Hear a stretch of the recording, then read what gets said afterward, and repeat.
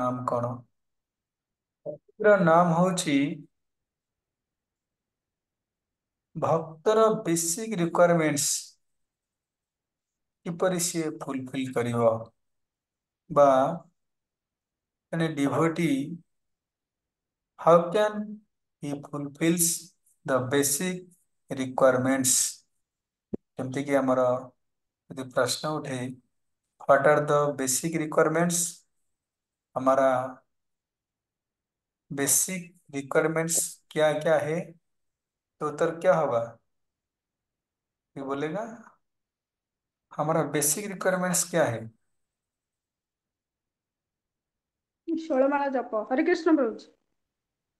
हरे Krishna. Material life कथा कौच not ହଁ spiritual ହଁ लाइफ ଯଦି दैनंदिन ଖାଦ୍ୟ जीवन रे ବସ୍ତ୍ର ବାସଗୃହ हमारा बेसिक रिक्वायरमेंट्स कौन ଖାଦ୍ୟ बेसिक ବସ୍ତ୍ର ବାସଗୃହ राइट खाद्य वस्त्र वासगृह these are the basic requirements of every human beings ये सब ह्यूमन सब मनुष्य का बेसिक रिक्वायरमेंट्स तो ये प्रश्न उठुची जड़े भक्त ए बेसिक रिक्वायरमेंट्स को किपरि फुलफिल करिवो तो आपण माने कहि परिबे भगवान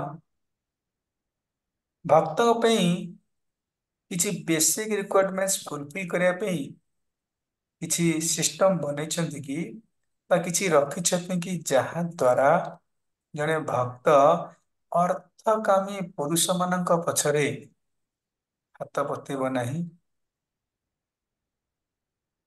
ये प्रश्नर उत्तर आम दुईटी श्लोक प्राप्त करवा एटा 2.2.4 द्वितीय स्कंद द्वितीय अध्याय श्लोक नंबर 4 और काली आम आलोचना करिया द्वितीय स्कंद द्वितीय अध्याय श्लोक नंबर 5 कहबार उद्देश्य अच्छी भगवान कौन भक्त मानक कृपा करने छाड़ी देइछन्ति कि जहाँफल आज भक्त माने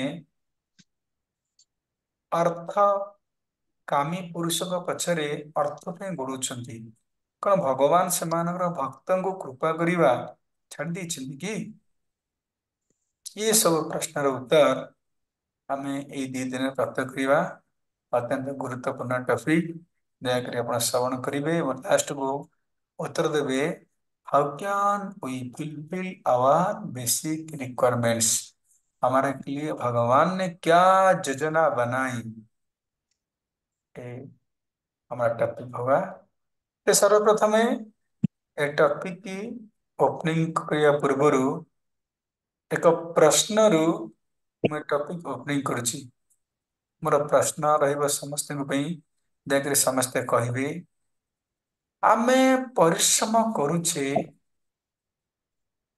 कौन पाई ये कहे हैंड रेज करंतु टॉपिक ओपनिंग फ्रॉम क्वेश्चन प्रश्न ही टॉपिक ओपनिंग हवा आमे परिश्रम कहीं करुचे कौन पाई करुचे यदि ये प्रश्न उठे ताले उत्तर किए देवे उत्तर कौन हवा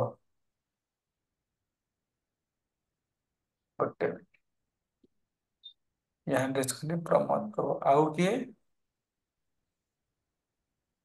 ना ओनली प्रमोद प्रभु हमें परिश्रम कहीं करुचे कि जानना क्या आप परिश्रम कर ऑफिस जाऊँगी क्या बिजनेस जाऊँगी यदि आप यार उत्तर जानी ना तो कहीं परिश्रम करुचे ताले से तो परिश्रम करिया वृथा बहुत बार निरर्थक भरण प्रश्न करें। No no no no please raise your hand ठीक अच्छे आम सर्वप्रथम जावा आम कहीं परिश्रम करचे अन्नपूर्णा माँ कहे मत से कहतु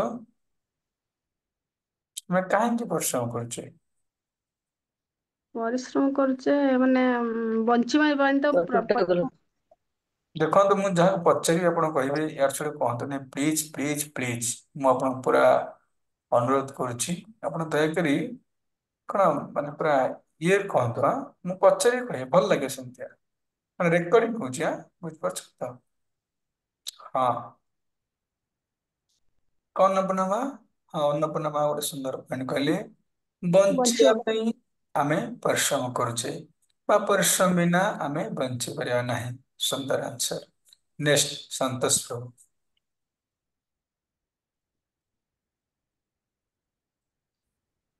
ଅନମ୍ୟୁଟ ପ୍ରଭୁ, ମ୍ୟୁଟ ହେଇଯାଇଛି। ପ୍ରଭୁଜୀ ମ୍ୟୁଟ ହେଇଯାଇଛି। ହରେ କୃଷ୍ଣ ପ୍ରଭୁ, ଜଗନ୍ନାଥ ବଡ଼। ଆମେ ବଞ୍ଚିବା ପାଇଁ ବ୍ୟବସାୟ କରୁଛେ, ତାପରେ ବଞ୍ଚିବା ସହିତ ବି ଭଗବାନଙ୍କ ସେବା ପାଇଁ ବି କରୁଛେ। ଠିକ ଅଛି, ଆପଣ ନେକ୍ସଟ ପ୍ରଶ୍ନ ହେଲା ଯେ ପରିଶ୍ରମ କରୁଛେ ଭଗବାନ ପାଇଁ। ଏଇ ଗୋଟେ ଆନ୍ସର। ୟା ପରେ ଯଦି କିଏ କିଛି ଆନ୍ସର କହିବେ ହ୍ୟାଣ୍ଡ ରେଜ କରନ୍ତୁ, ନହେଲେ ହ୍ୟାଣ୍ଡ ଓପନ ମାନେ ତଳକୁ ପକେଇ ଦିଅନ୍ତୁ।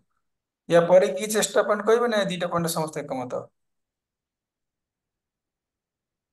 କହିବେ? ପ୍ରମୋଦ ପ୍ରଭୁ କୁହନ୍ତୁ। କହୁଛି ଆମେ ଜୀବନରେ ଶାନ୍ତି ପାଇଁ ଏତେ ପରିଶ୍ରମ କରୁଛେ କିନ୍ତୁ ଶାନ୍ତି ମିଳୁନି। ହରେ କୃଷ୍ଣ ପ୍ରଣାମ। ଯାହା ବି ହଉ, ତାହେଲେ ଆମେ ମୋଟାମୋଟି ଭାବେ ଆମେ ଯୋଉ ପରିଶ୍ରମ କରୁଛେ, ଶାନ୍ତି ପାଇଁ ପରିଶ୍ରମ କରୁଛେ, ବା ଶାନ୍ତି ମିଳୁନି। ଯେମିତିକି ଆମର ସନ୍ତୋଷ ପ୍ରଭୁ କହିଲେ ଆମେ ପରିଶ୍ରମ କରୁଛେ ଭଗବାନଙ୍କୁ ପ୍ରାପ୍ତ କରିବା ପାଇଁ, କିନ୍ତୁ ପରିଶ୍ରମ କରି ଆମେ ଭଗବାନଙ୍କୁ ପ୍ରାପ୍ତ କରୁନେ। ମ୍ୟାଟେରିଆଲି ୱେରେ କଥା କହୁଛି। କିନ୍ତୁ ଅନ୍ନପୂର୍ଣ୍ଣା ମାତା କହିଲେ ପରିଶ୍ରମ କରୁଛେ ବଞ୍ଚିବା ପାଇଁ।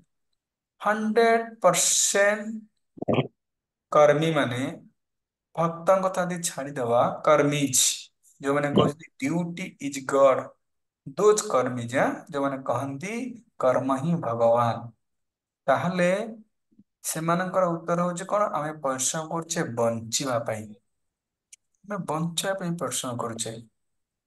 ତାହେଲେ ଏଠାରେ ଆଉ ଗୋଟେ ପ୍ରଶ୍ନ ଉଠୁଛି, କିନ୍ତୁ ଆମେ କାହିଁକି ବଞ୍ଚିବା ଉଚିତ? ଆମେ ପରିଶ୍ରମ କରୁଛେ ବଞ୍ଚିବା ପାଇଁ, ଠିକ 100% ଠିକ। କାରଣ ଆମେ ଯଦି ପରିଶ୍ରମ ନ କରିବା, ଆମ ଡ୍ୟୁଟି କରିବାନି, କି ଆମେ ଯଦି ଆମର ବିଜନେସ ସେକ୍ଟର ଯିବାନି, ତାହେଲେ କଣ ବଞ୍ଚି ପାରିବା ନାହିଁ? 100% ଠିକ। ତାହେଲେ ପ୍ରଶ୍ନ ଉଠୁଛି କାହିଁକି ବଞ୍ଚିବା ଉଚିତ? ଆମେ ପରିଶ୍ରମ କରୁଛେ ବଞ୍ଚିବା ପାଇଁ, କିନ୍ତୁ କାହିଁକି ବଞ୍ଚିବା ଉଚିତ? Why should I life? ମୁଁ କାହିଁକି ବଞ୍ଚିବା ଦରକାର? ପରିଶ୍ରମ କରୁଛି ବଞ୍ଚିବା ପାଇଁ ନା, ତାହେଲେ କାହିଁକି ବଞ୍ଚିବା ଦରକାର? ତାର ଉତ୍ତର କଣ ହବ? ଯୋଉ କର୍ମିଜ ମାନେ କହୁଛନ୍ତି ଆମେ ପରିଶ୍ରମ କରୁଛୁ ବଞ୍ଚିବା ପାଇଁ, ତାହେଲେ କୁହନ୍ତୁ, କର୍ମୀ ମାନେ କୁହନ୍ତୁ, ଆପଣମାନେ ତ ଭକ୍ତ, ସେମାନେ କହିପାରିବେ କି ଆମେ କାହିଁକି ବଞ୍ଚିବା ଉଚିତ?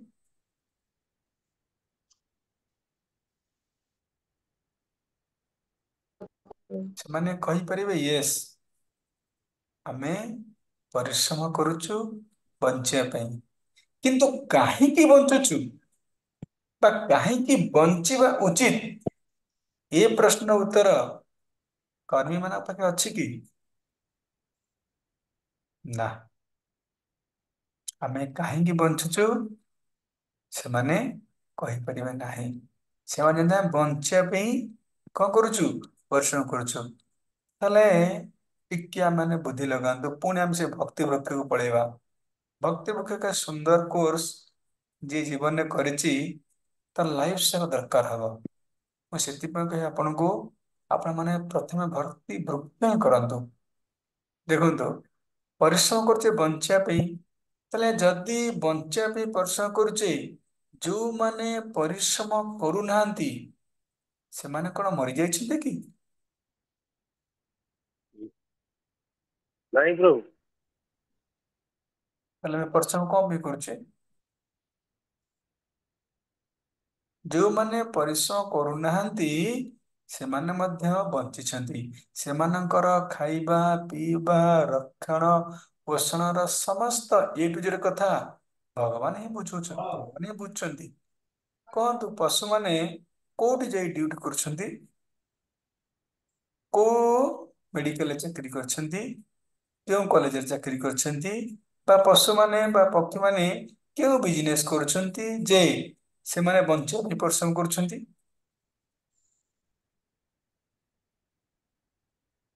ନା। କାହିଁକି? ସେମାନଙ୍କର ସେ ପରିଶ୍ରମ ନ କଲେ ମଧ୍ୟ, ସେମାନେ ତାଙ୍କର କର୍ମ ନ କଲେ ମଧ୍ୟ ଭଗବାନ ତାଙ୍କର ରହିବା, ଖାଇବା, ପିଇବା ବ୍ୟବସ୍ଥା ସବୁ କରିଛନ୍ତି। ତେଣୁ ପ୍ରଶ୍ନ ଉଠୁଛି, ଆମେ ପରିଶ୍ରମ କରୁଛେ ବଞ୍ଚିବା ପାଇଁ, କିନ୍ତୁ କାହିଁକି ବଞ୍ଚୁଛେ?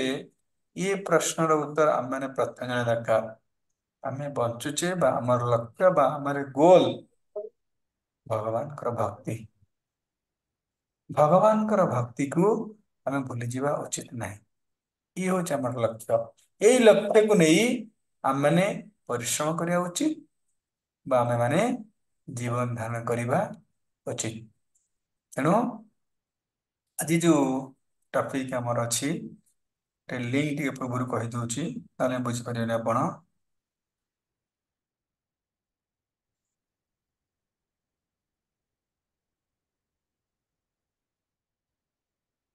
କଣ ଅନୁବାଦଟା ହଉନି? ହଁ। ଅତଏव बुद्धिमान व्यक्ति ए नाम रूपात्मक जगत रे अति कम आवश्यकता पूर्ति निमित्त चेष्टा करिवे। अर्थात देह धारणा करी रहिबा निमित्त अति कमरे जेतिकी दरकार सेतिकी ग्रहण करिवे। अते बुद्धिमान व्यक्ति, जे बुद्धिमान व्यक्ति, ये जगत रे खाली नाम रूप ଆଉ ତା ଜିନିଷ କିଛି ନାହିଁ। ଏ ଏଣ୍ଟାର ମାଟେରିଆଲ ୱାର୍ଲଡ, ଏ ଏଣ୍ଟାର ଭୌତିକ ଜଗତରେ ନାମ ଅଛି, ରୂପ ଅଛି, ଆଉ ଦେयर ଇଜ नो थर्ड ऑप्शन। ତେଣୁ ନାମ ରୂପାତ୍ମକ ଜଗତରେ ଅତି କମ ଆବଶ୍ୟକତା ପୂର୍ତ୍ତି ନିମନ୍ତେ ଚେଷ୍ଟା କରିବେ। ଅର୍ଥାତ ଅତି କମ ଅର୍ଥାତ ଯେତିକି ଦରକାର ସେତିକି ଗ୍ରହଣ କରିବା ଉଚିତ ବା ସେତିକି ପରିଶ୍ରମ କରିବା ଉଚିତ। ଏବଂ ଯେତିକି ଦରକାର ସେତିକି ପରିଶ୍ରମ କରିବା ଉଚିତ। ପୁଣି ଯେତିକି ମିଳିଗଲା ସେଥିରେ ମଧ୍ୟ ଆସକ୍ତି ହବା ଉଚିତ ନୁହେଁ। ସେସବୁ ପଦାର୍ଥ ଯେ ନିତ୍ୟ ସୁଖ ପ୍ରଦାନ କରିବାର ଅପାରଗ, ଏ ବିଷୟରେ ନିଶ୍ଚୟବାନ ହେବା ଉଚିତ। ଆମେ ଯେତିକି ଅଧିକ ପ୍ରାପ୍ତ କରିବା ପାଇଁ ପରିଶ୍ରମ କରିବା ତ ଉଚିତ ନୁହଁ। हरे कृष्ण प्रभु। ହଁ, प्रभु आवाज कहीं आସୁନି हरिबोल। ସାଉଣ୍ଡ ହଉନି? ହରେ କୃଷ୍ଣ। ନା ଆପଣ ଯାହା କହୁଛନ୍ତି ବଟ୍ ଶୁଭୁନି କିଛି, ମତେ କ୍ଲିୟର ଶୁଭୁନି। ପ୍ରଭୁ ଆମକୁ ଶୁଭୁଛି ଶୁଭୁଛି। ଆମକୁ। ଚେଞ୍ଜ ପ୍ରଭୁଙ୍କର କଣ ଅସୁବିଧା ହେଇଥିବ? କଣ ହେଇଛି ଦେଖନ୍ତୁ ଆପଣ। ପ୍ରଭୁଙ୍କର କଣ ଅସୁବିଧା ହେଇଥିବ ପ୍ରଭୁ? କ୍ଲିୟର ଚେଞ୍ଜ ଶୁଭୁଛି? କଣ ହେଇଥିବ ଦେଖ। ନାଇଁ ପ୍ରଭୁ ପ୍ରଭୁ କ୍ଲିୟର ଶୁଭୁଛି। ବୁଝିଛ ତ? ଆମକୁ କ୍ଲିୟର ଶୁଭୁଛି ପ୍ରଭୁ। ଚେଞ୍ଜ କର, କଣ ହେଇଛି ତା? ଠିକ ଅଛି, ଗୋଟେ ଭଲ୍ୟୁମ ବଢେଇଦେବେ କି? ଅଧିକ ଅଛି, ଠିକ ଅଛି। ତେଣୁ କହିବାର ଉଦ୍ଦେଶ୍ୟ କଣ କହୁଥିଲି ଭୁଲିଗଲି। କଣ କହୁଥିଲି? ହରି ହରି ହରେ କୃଷ୍ଣ। ଯେତିକି ପ୍ରଭୁ ଯେତିକି ହଁ, ଆବଶ୍ୟକ ସେତିକି କରିବା। ଯେତିକି ଆବଶ୍ୟକ, ନାଇଁ ନାଇଁ, ଆମର ଆବଶ୍ୟକ ଠାରୁ ଅଧିକ ପରିଶ୍ରମ କରିବା ବ୍ୟର୍ଥ ଅଟେ। ସୁଖଦେବ ଗୋସ୍ୱାମୀ ଶୁକ୍ର କହିବେ, ଆମର ଯେତିକି ଦରକାର ଆମେ ସେତିକି ପରିଶ୍ରମ କରିବା ଉଚିତ। ଏବଂ ଯେତିକି ଆମକୁ ପାଖରେ ଅଛି ବା ଯେତିକି ଭଗବାନ ଦେଇଛନ୍ତି ବା ଯେତିକି ଆମେ ପ୍ରାପ୍ତ କରିଛେ ବା ଯେତିକି ମିଳୁଛି, ସେତିକିରେ ମଧ୍ୟ ଆମେ ଆସକ୍ତ ହବା ଉଚିତ ନୁହଁ। କାରଣ ଇଏ ଅନିତ୍ୟ। ଜଗତରେ ଆମେ ଯାହା ପ୍ରାପ୍ତ କରୁଛେ ଇଏ ସବୁ ଅପାରଗ ବିଷୟ, ମାନେ ଏଥିରେ ଲାଭ କିଛି ନାହିଁ। ଅନାବଶ୍ୟକ ବସ୍ତୁ ନିମିତ୍ତ ପ୍ରୟାସ କରିବା ନାହିଁ। ଏ ଭୌତିକ ଜଗତରେ ଆମେ ଯାହା ପ୍ରାପ୍ତ କରିଛେ ସେ ସବୁ ଅନାବଶ୍ୟକ। ଏଇ ଜିନିଷର କିଛି ଆବଶ୍ୟକ ହିଁ ନାହିଁ। ଆମ ଆତ୍ମା ପାଇଁ କିଛି ଆବଶ୍ୟକ ନାହିଁ, ତେଣୁ ଏ ଅନାବଶ୍ୟକ ଜିନିଷ ଅଟେ। ପୁନଶ୍ଚ ହୃଦୟରେ ଏ ଧ୍ୟାନ ସର୍ବଦା ରଖିବା ଉଚିତ ଯେ ଭୌତିକ ପଦାର୍ଥ ନିମିତ୍ତ ପ୍ରୟାସ କରିବା କେବଳ ନିଷ୍ଫଳ ଶ୍ରମ ମାତ୍ର। ଭୌତିକ ପଦାର୍ଥ ନିମିତ୍ତ ପ୍ରୟାସ କରିବା, ଚେଷ୍ଟା କରିବା, ଇଏ ନିଷ୍ଫଳ ଶ୍ରମ, ବ୍ୟର୍ଥ ଅଟେ, ନିଷ୍ଫଳ ଅଟେ। ଆଉ ଚେଷ୍ଟା କରିବା ଯାହା ନିଜର ସମୟକୁ ବୃଥାରେ ନଷ୍ଟ କରିବା ତାହା। ଏ ଗିଫ୍ଟଟା ମୁଁ କହିବି ଭିତରେ ଆପଣଙ୍କୁ କହିବାର ଉଦ୍ଦେଶ୍ୟ ହଉଛି ଭୌତିକ ପଦାର୍ଥ। ଭୌତିକ ପଦାର୍ଥ ମାନେ ଆମେ ଦେଖନ୍ତୁ ଅନେକ ପ୍ରକାର ଭୌତିକ ଉପଭୋଗ କରିବା ବସ୍ତୁ ବ୍ୟବହାର କରୁଛେ। TV, fridge, cooler, AC, sofa, chair, dining table କଣ ବୋଲି ଆମେ କଣ ୟୁଜ କରୁନେ। ଇଏ ସବୁ ଭୌତିକ ପଦାର୍ଥ ପ୍ରତି ପ୍ରୟାସ କରିବା ନିଷ୍ଫଳ ଶ୍ରମ ବ୍ୟର୍ଥ ଅଟେ। ପରିଶ୍ରମ ସମୀକ୍ଷମାଣ ନାଇଁ ନାଇଁ ସୁନ୍ଦର ଥିଲା। କଣ ଥିଲା ଗୋଟେ ମିନିଟ୍ କହିଦଉଛି।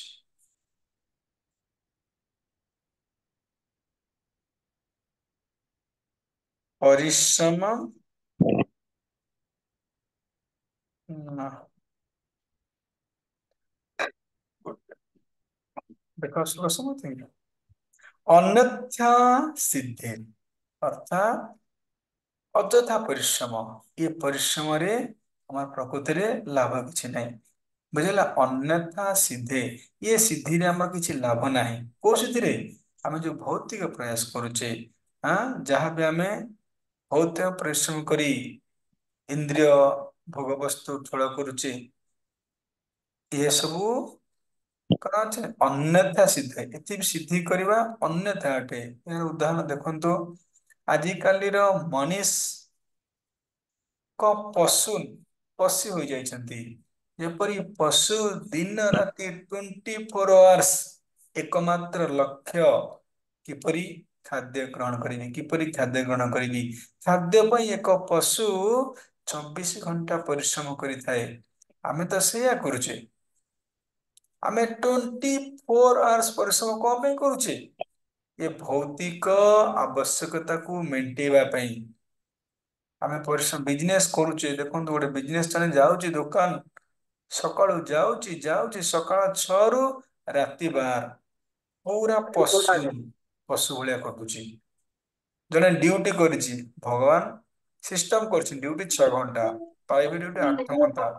ଏମିତି no disturb please mute your self. ଆପଣଙ୍କର ଡିଷ୍ଟର୍ବାନ୍ସ ମୋ ଡିଷ୍ଟର୍ବାନ୍ସ ତେଣୁ ସମସ୍ତଙ୍କ ଅନୁରୋଧ ଆପଣ ମ୍ୟୁଟ କରିଦିଅନ୍ତୁ। ଏ ଟପିକ ମୁଁ ଏଗେନ କହୁଛି ଟପିକ ଆମ ଜୀବନ ସହିତ ଜଡିତ। ଆମର ଜୀବନ ମୁଁ ଯାହା କହୁଛି ଆମେ କିପରି ବଞ୍ଚିବା ଦରକାର। ଇଏ ଆମ ଜୀବନ ଏଇଟା ଆଉ କାହାକୁ କୁହା ହଉନି ଆମ ଜୀବନ ରିଲେଟେଡ ପ୍ରତି ଷ୍ଟେପ ରେ ଆମ ଜୀବନ ସହିତ ଇଏ କଥା କଣ କଣ୍ଟାକ୍ଟ ଜଡିତ ଅଟେ। ତେଣୁ ଦୟାକରି ଧ୍ୟାନ ପୂର୍ବକ ଶ୍ରବଣ କରନ୍ତୁ। ସମସ୍ତ ଅନୁରୋଧ ଧ୍ୟାନ ପୂର୍ବକ ସମସ୍ତେ ଶ୍ରବଣ କରନ୍ତୁ। ଆପଣ ଡିଷ୍ଟର୍ବ କଲେ ମୁଁ ଫ୍ଲୋ କଟି ଯାଉଛି। ମୁଁ କଣ କହୁଥିଲି ପୁଣି ସେଠି ଆସିପାରିବନି ଦେଖୁଛନ୍ତି କେତେ ଡିଷ୍ଟାନ୍ସ ମତେ କେତେ କଷ୍ଟ ହଉଛି ଆପଣ ମାନେ ବୁଝିପାରୁନାହାନ୍ତି ଆପଣ କ୍ଲାସ ନିଅନ୍ତୁ ଜାଣିବେ କେତେ କଷ୍ଟ। ଆପଣ ବ୍ଲକ୍ କରିଦଉଛନ୍ତି ନା ମୁଁ ଜାଣିପାରୁନି ମୁଁ ଟପିକ କୋଉଠି ଛାଡିଥିଲି ବର୍ତ୍ତମାନ କୁହନ୍ତୁ କଣ କହୁଥିଲି ଟପିକ କଣ କହୁଥିଲି କୁହନ୍ତୁ କୋଉଠି ଥିଲି ଟପିକ? ପ୍ରଭୁ ଆମର ଯୋଉ ମଣିଷ ଜୀବନ ଯୋଉ କହୁଥିଲେ ହଁ ଭୌତିକ ହଁ ମନେ ପଡିଲା ଠିକ ଠିକ ହଁ ଇଏ ଭୌତିକବାଦୀ ମାନେ ବିଜନେସ୍ କୁ ସକାଳ 6 ରୁ ରାତି 11 12 ପର୍ଯ୍ୟନ୍ତ କଣ୍ଟିନ୍ୟୁସଲି ପରିଶ୍ରମ କରୁଛନ୍ତି। ପରିଶ୍ରମ ହିଁ ବୃଥା ଅଟେ। ଏବଂ ଏଇ ଭୌତିକବାଦୀ ମାନେ ଯୋଉ ଭଗବାନ କରିଛନ୍ତି ସମୟ ଆମକୁ ଦିନରେ ପରିଶ୍ରମ ରାତିରେ ରେଷ୍ଟ କିନ୍ତୁ ଆଜି ଏ ଭୌତିକବାଦୀ ମାନେ ରାତିରେ ରେଷ୍ଟ କରିବା ହିଁ ଭୁଲି ଯାଇଛନ୍ତି। ଯେମିତି କିି ସିଫ୍ଟିଂ ଡ୍ୟୁଟି ହେଇଯାଇଛି। ବାସ୍ ଜଣେ ଜଣେ ତ 24 ଆୱାର୍ସ ଡ୍ୟୁଟି କରୁଛନ୍ତି। ସକାଳେ ଗୋଟେ ସିଫ୍ଟିଂ ଦିପହରେ ଆଉ ଗୋଟେ ସିଫ୍ଟିଂ ରାତିରେ ଆଉ ଗୋଟେ ସିଫ୍ଟିଂ। ଶ୍ରମ ହିଁ କେବଳ ତେଣୁ କହିବାର ଉଦ୍ଦେଶ୍ୟ ହଉଛି ଇଏ ସବୁ ନିଷ୍ଫଳ ଶ୍ରମ। କାରଣ ଏ ଭୌତିକ ପଦାର୍ଥ ନିମିତ୍ତ ପ୍ରୟାସ କରିବା ଇଏ ନିଷ୍ଫଳ ଅଟେ। ଏଥିପାଇଁ ପ୍ରୟାସ କରିବା ବୁଦ୍ଧିମାନ କାମ ନୁହଁ। ତେଣୁ ସେଥିପାଇଁ କୁହାଯାଉଛି ଧରନ୍ତୁ ଏଇ ଶ୍ଲୋକ କୁହା ସେଥିପାଇଁ ସୁଖଦେବ ଗୋସ୍ୱାମୀ ଏଇ ଶ୍ଲୋକ କହୁଛନ୍ତି। ତାହେଲେ ଜଣେ କେମିତି ବଞ୍ଚିବ ଜଣେ ଭକ୍ତ କେମିତି ବଞ୍ଚିବ? ଜଣେ ସାଧୁ କେମିତି ବଞ୍ଚିବ ସ୍ପେଶାଲ ଜଣେ ସନ୍ନ୍ୟାସ जी भगवान को ऊपर निर्भरशील जी भगवान ऊपरे कंप्लीटली ନିର୍ଭରଶୀଳ ସିଏ କିପରି ବଞ୍ଚିବ ତାର ପ୍ରଶ୍ନ ସୁଖଦେବ ଗୋସ୍ୱାମୀ ଏଥିରେ ପ୍ରଦାନ କରୁଛନ୍ତି ବୁଝିହେଲା ଶ୍ଲୋକ ପଢିବା ସମସ୍ତେ ଚାଲନ୍ତୁ ସତ୍ୟଂ କ୍ଷିତୌ କିଂ ନା ନା ନା ये କୋଉ ଷ୍ଟାଇଲ ପଢନ୍ତୁ ମୋ ଷ୍ଟାଇଲଟା ଭୁଲି ଅଛି ସତ୍ କୋଉ ଷ୍ଟାଇଲ ପଢା ହବ କିଏ ପଢିଏ ପଢନ୍ତୁ ମୁଁ ଭୁଲି ଅଛି ଷ୍ଟାଇଲ ଗୁରା ସତ୍ୟମ୍ ଏବେ କିଏ ପଢୁଛନ୍ତି ଶିବ ପିଠି ସବୁ ବାହୁ ନା ଟିକେ ରହ ଟିକେ ଭଲ ଷ୍ଟାଇଲ ଟା ମନେ ପଡୁଥିଲା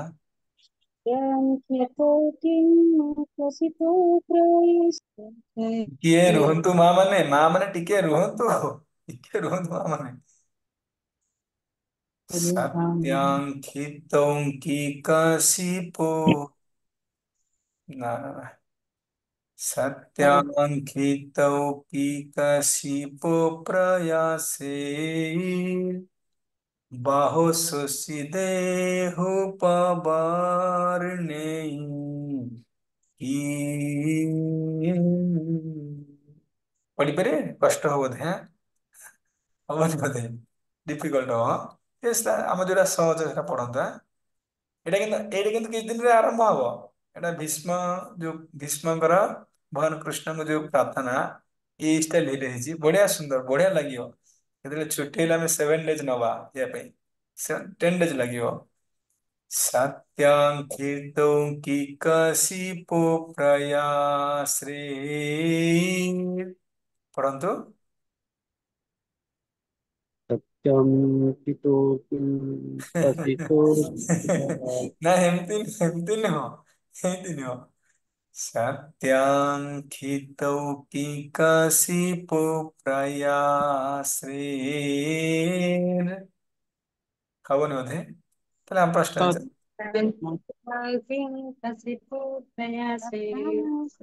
ନାଇଁ ନାଇଁ ये स्टाइल ये नहा ठीक ଅଛି हरे कृष्णा कृष्णा कृष्णा हरे हरे हरे राम राम राम हरे हरे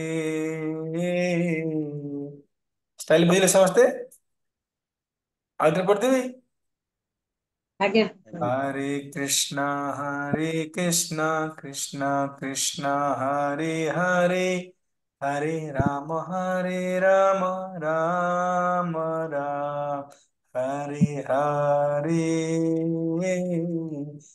ହବନି ବୋଧେ କଷ୍ଟ ହବ ଛାଡ଼ନ୍ତୁ ଆମର ସିମ୍ପଲ କଷ୍ଟ ହବ ଇଏ ଭୀଷ୍ମ ଟପିକ ଗଲେ ଆମେ ପଶିବା ଛାଡ଼ନ୍ତୁ ଏଇନା ଏଇଟା ଆଉ ଏତେ ଇଏ କରନ୍ତେ ପଢନ୍ତୁ ଆମର ଯେମିତି କେଉଁ ଷ୍ଟାଇଲଟା ପଢୁଥିଲେ ରେଣୁମା ପଢ ରେଣୁମା ହାଜିର ହୋ ଜଲ୍ଦି ଟାଇମ ନାହିଁ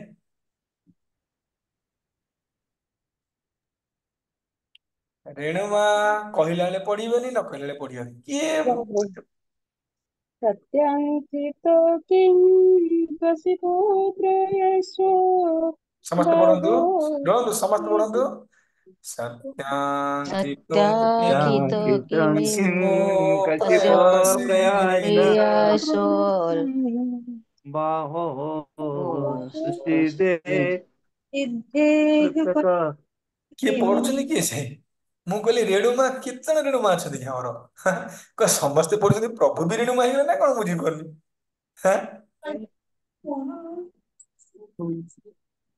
ରେଣୁମା ପଢ ଟାଇମ ୱେଷ୍ଟ କର ନା बाहो स्वसीदहि उपवयेन्न किम् बाहो सिद्धे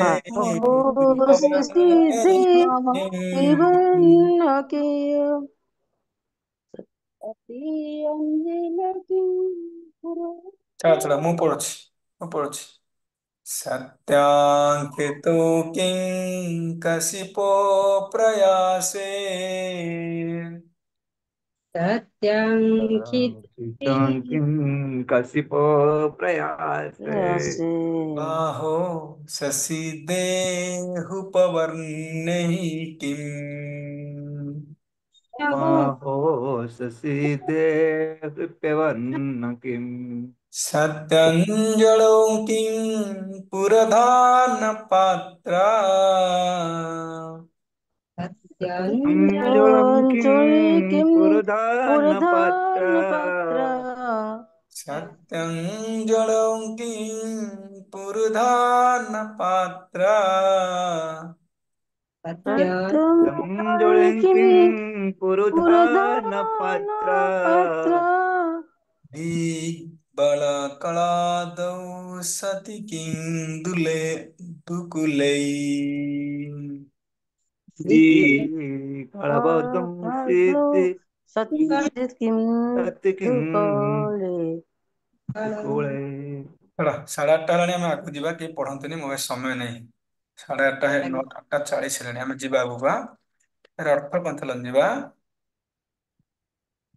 ଏହାର ଅର୍ଥ ଦେଖନ୍ତୁ ଏକ କଣ ଲେଖା ହେଇଛି ଆଗ ହିତ ସତ୍ୟା ଦେଖନ୍ତୁ ଶ୍ଲୋକ ଦେଖନ୍ତୁ ସମସ୍ତେ ମତେ ଦେଖନ୍ତୁନି ମୋ ମୁହଁରେ ଲେଖା ହେଇନି ଶ୍ଲୋକ ଲେଖା ହେଇଛି ମୋବାଇଲ ଦେଖନ୍ତୁ ହିତ ସତ୍ୟା ହିତ ମାନେ ପୃଥିବୀ ବା ଆପଣ ମାନେ କହିପାରିବେ ଭୂମି ବୁଝିଗଲା ସତ୍ୟାଂ ସତ୍ୟାଂ ମାନେ ଅଧିକାର କରିବା ବା ଯଦି ଭୂମି ଅଛି ଯଦି ଆମ ପାଖରେ ଭୂମି ଅଛି ବା ପୃଥିବୀ ଅଛି ବୁଝିଗଲା ହିତଂ ସତ୍ୟା ଯଦି ଆମ ପାଖରେ ପୃଥିବୀ ବା ଭୂମି ଅଛି ତିନ କରାଯାଏ କଶିପୋହ କଶିପୋହ ଅର୍ଥାତ୍ ଶଯ୍ୟା double bed triple bed Dunlop bed ଆଉ କଣ ବେଡ୍ ଅଛି ଯାହା ବେଡ୍ ଆପଣଙ୍କ ଘରେ ପଡିଛି ଯାହା ଯାହା ବେଡ୍ ଆପଣ ମାନଙ୍କର ଘରେ ପଡିଛି କାହା ଘରେ ଡବଲ ବେଡ୍ କାହା ଘରେ ଟ୍ରିପୁଲ ବେଡ୍ କାହାର ଫୋର୍ଥ ବେଡ୍ ଆଉ କାହାର ଡନଲଫ ବେଡ୍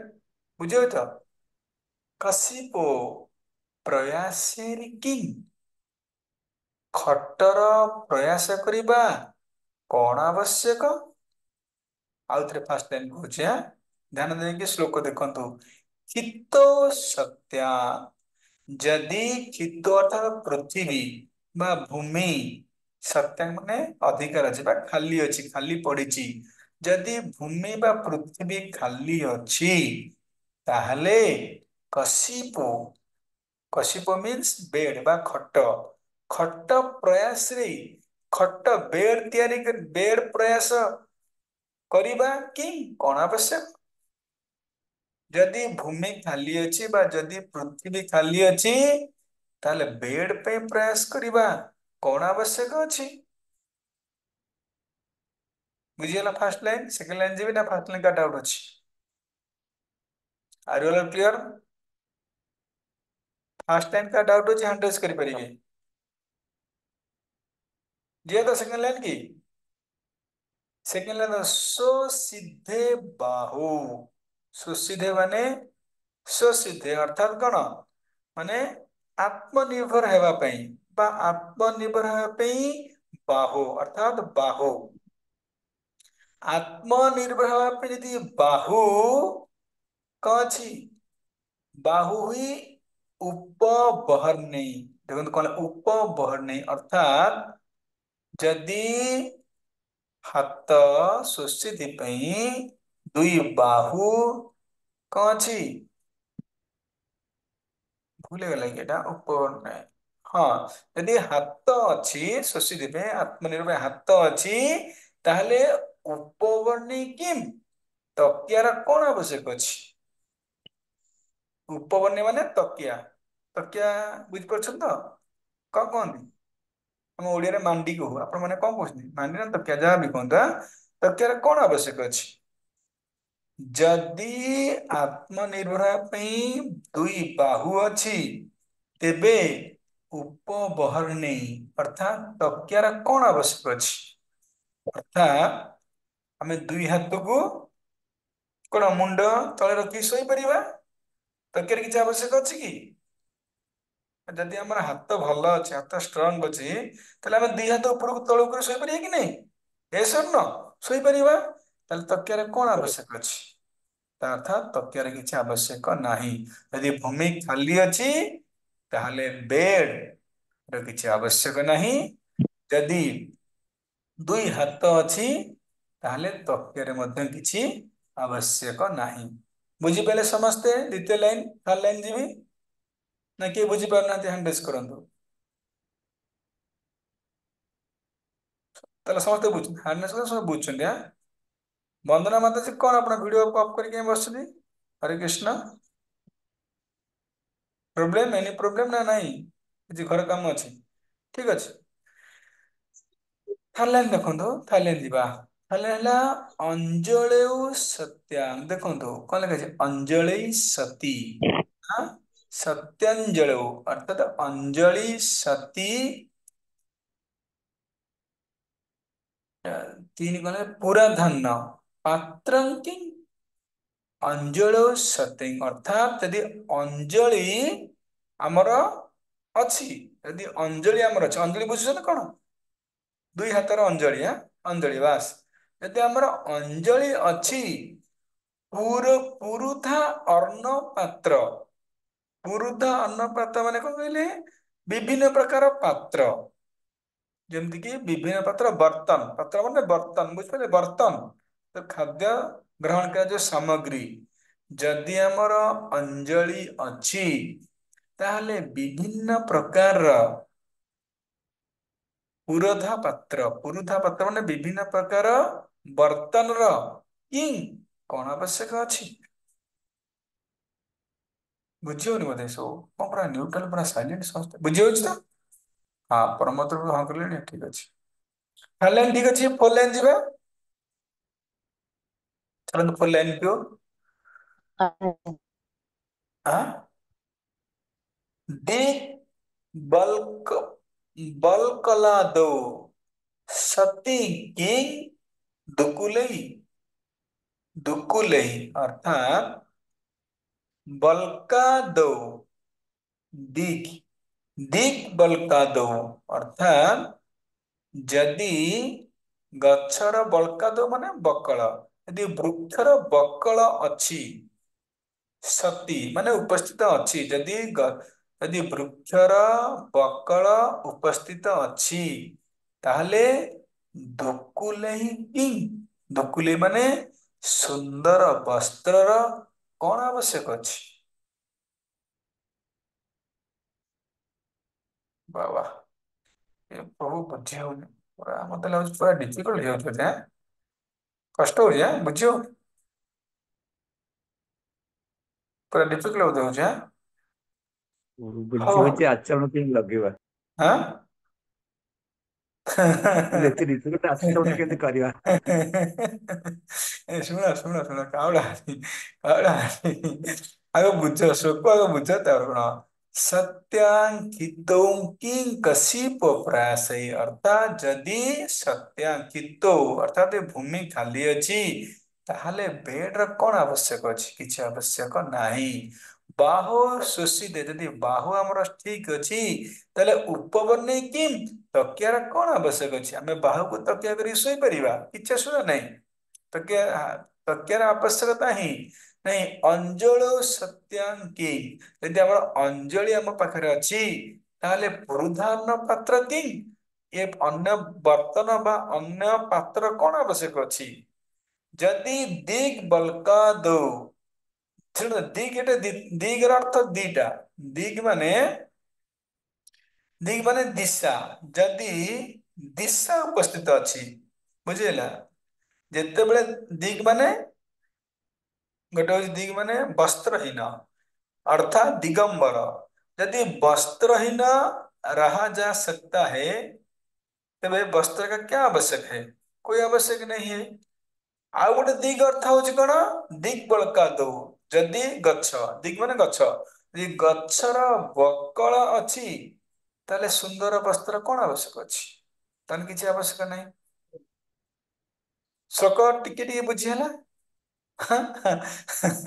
ଆଜ୍ଞା ବୁଝିଲା ବୁଝିହେଲା କିଏ ବୁଝିପାରିଲେନି ଆଉ ଭିତରୁ ଗଲେ ବୁଝିବେ ଆପଣ ସମସ୍ତେ ଚାଲନ୍ତୁ ଭିତରୁ ଯିବା ଟାଇମ ବି ହେଇଯାଉଛି କେଡେ ବି ଟାଇମ ହେଇଯାଉଛି ବୁଝି ହିଁ ହଉନି ଠିକ ଅଛି ଭିତରୁ ଯିବା ଅନୁବାଦ କଣ ଅନୁବାଦ ପ୍ରପାତ କହିଲେ ଯେତେବେଳେ ଭୂମି ରୂପ ଶଯ୍ୟା ବିଦ୍ୟମାନ ଅଛି ସେତେବେଳେ ବହୁମୂଲ୍ୟ ଖଟ ପଲଙ୍କର ଆଦି ଶଯ୍ୟାର କଣ ଆବଶ୍ୟକ ଅଛି?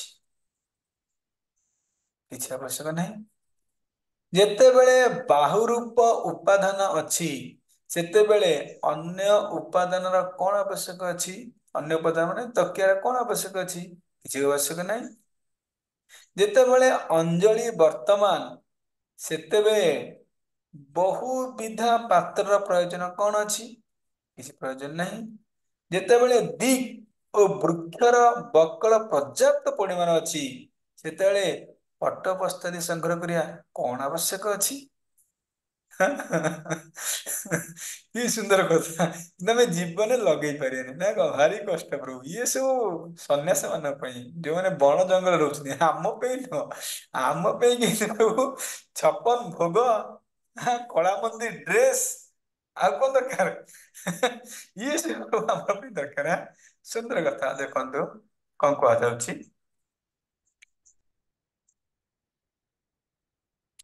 ଅନ୍ୟଥା ସିଦ୍ଧି ପ୍ରତ୍ୟକ୍ଷ ସିଦ୍ଧି ଅଟେ। ଅର୍ଥାତ୍ ଅନ୍ୟଥା ସିଦ୍ଧି ଅର୍ଥାତ୍ ଯଦି ଜଣେ ଭକ୍ତ ବା ଜଣେ ସନ୍ନ୍ୟାସ ଅନ୍ୟଥା ସିଦ୍ଧି ଅର୍ଥାତ୍ ବିନା ପରିଶ୍ରମରେ ଏଇ ସବୁ ପାଇପାରୁଛି। କଣ ପାଇପାରୁଛି?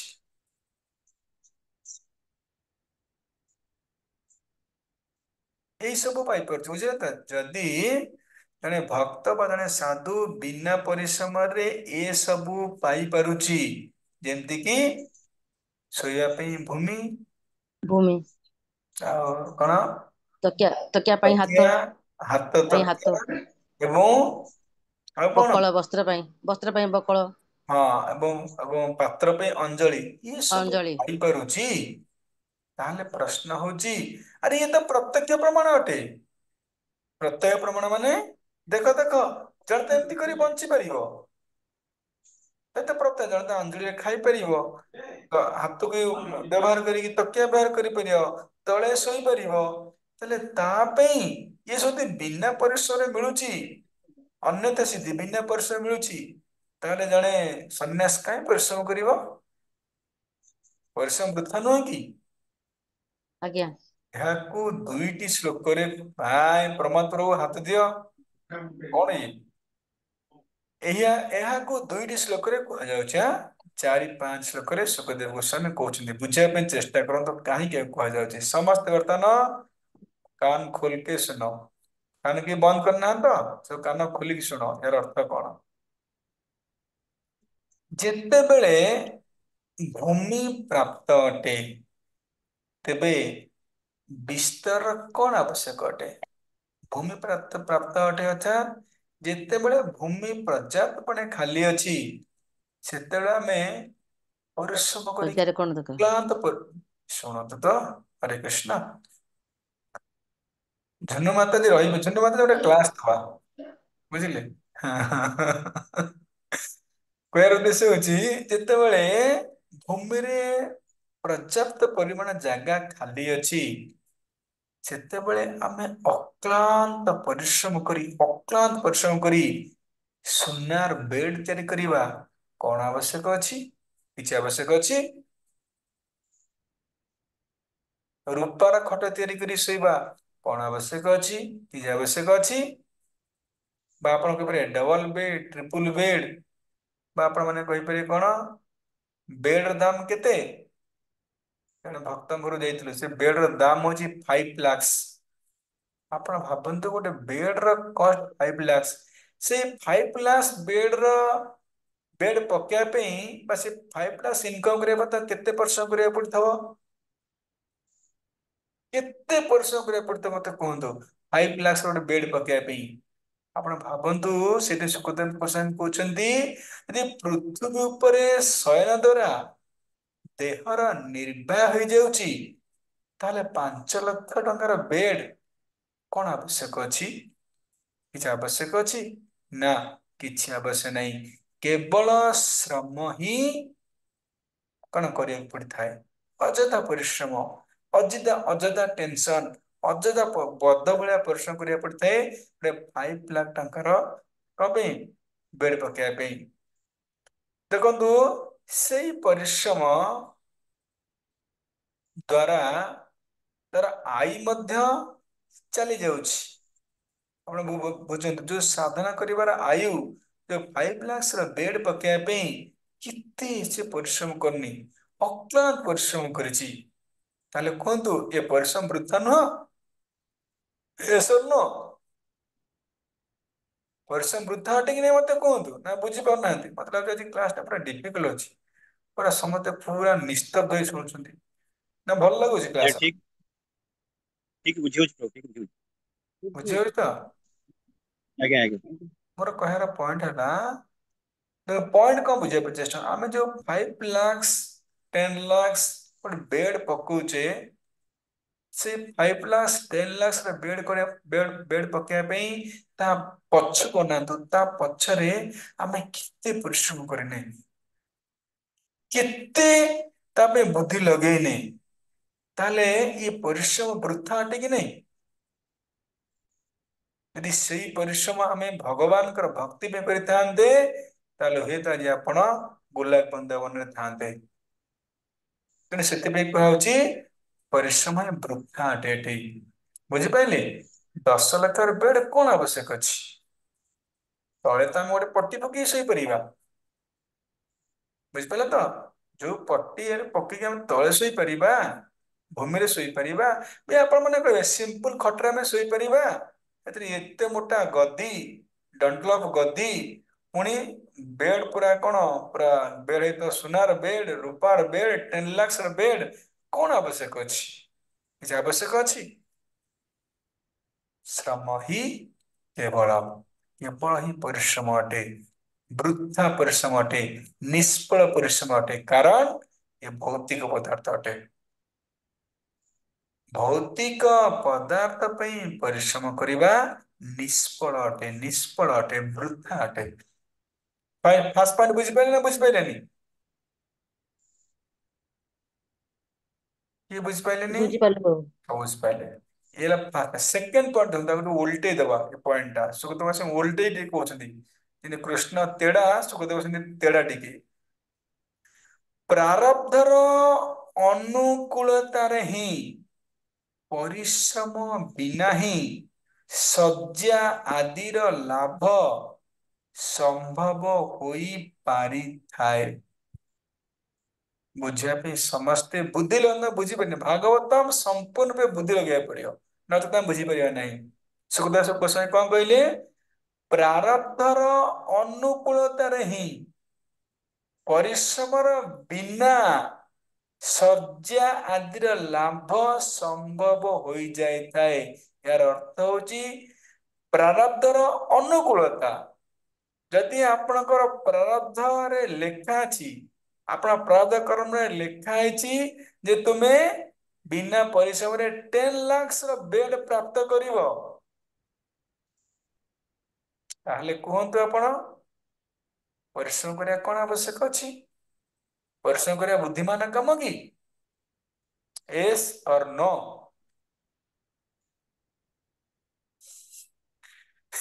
ये बुझिपार ना कोन कोन निशब्द? जदि प्रारब्धर अनुकूलतार अर्थात यदि प्रारब्धर अच्छी प्रमोद प्रभु 10 लाख बेड रे सोइबे, से 10 लाख बेड प्रति हम अक्लांत परिश्रम करवा बुद्धिमान काम कि?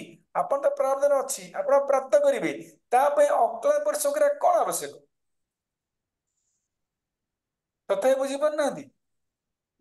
ବୁଝିଗଲା बुझी तो हाँ ବୁଝିଗଲା ପ୍ରଭୁ। न बुझी पाइले हाँ करते मुझे आगू जी किसी कहते मुझे पूरा निश्चित हो बुझिपारे? तेणु कह सुखदेव ଆଜ୍ଞା कहते जदि प्रारब्ध रे अच्छी जने 10 लाख र बेड रे सोइब, से 10 लाख बेड पे अक्लांत परिश्रम करवा वृथा नुहे कि? तमे अक्लांत परिश्रम ଆଜ୍ଞା कर प्रारब्ध रे नाही ते सोई परिबो नाही। ବୋଲେ ପରିଶ୍ରମ କରିବାକୁ ପଡିବ। सेकेंड लाइन टा पुणी पढ़ी दଉଛି बुझी। सेकेंड लाइन कहते प्रारब्धर प्रतिकूलतारे मध्य परिश्रम द्वारा सज्जा मिलिबा कठिन अटे। प्रारब्धर प्रतिकूलतारे अर्थात जे तुम प्रारब्ध रे नाही ତୁମେ 10 ଲାख ବେଡରେ ଶୋଇପାରିବ ନାହିଁ ତାହେଲେ କୁହନ୍ତୁ ତୁମେ ଯେତେ ପରିଶ୍ରମ କଲେ ମଧ୍ୟ ଯେତେ ଯାହା କଲେ ମଧ୍ୟ 10 ଲାख ବେଡରେ ଶୋଇପାରିବ ଦେଇପାରିବ। ନାହିଁ। ତାହେଲେ ପରିଶ୍ରମ ବୃଥା ନୁହେଁ କି? ଆଜ୍ଞା। ଦେଖନ୍ତୁ ଦିଟା ସେଣ୍ଟେନ୍ସ ମୁଁ କହୁଛି ବୁଝିବା ପାଇଁ ସମସ୍ତେ ଚେଷ୍ଟା କରନ୍ତୁ, କି କନଫ୍ୟୁଜ ହୁଅନ୍ତି।